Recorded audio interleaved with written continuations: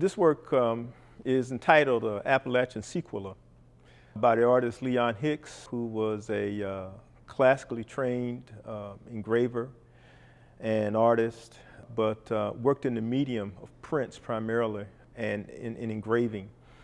This work came from the artist himself.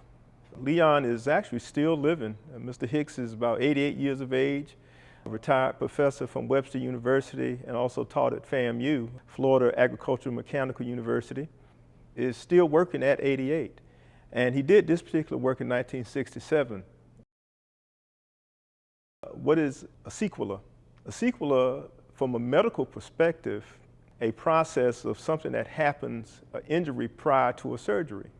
So a sequela, and you'll notice that within this particular engraving, you will see a heart, very intricate and detailed lines that the artist put into this particular work. It's a black and white work and very intricate, detailed work. And probably one of the most intricate and the most necessary things that the human body actually needs is the actual heart.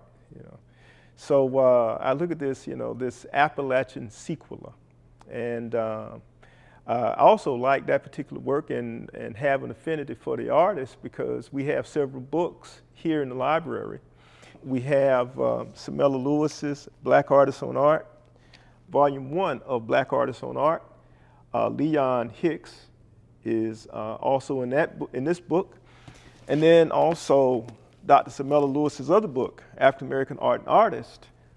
Mr. Hicks is also featured in this book.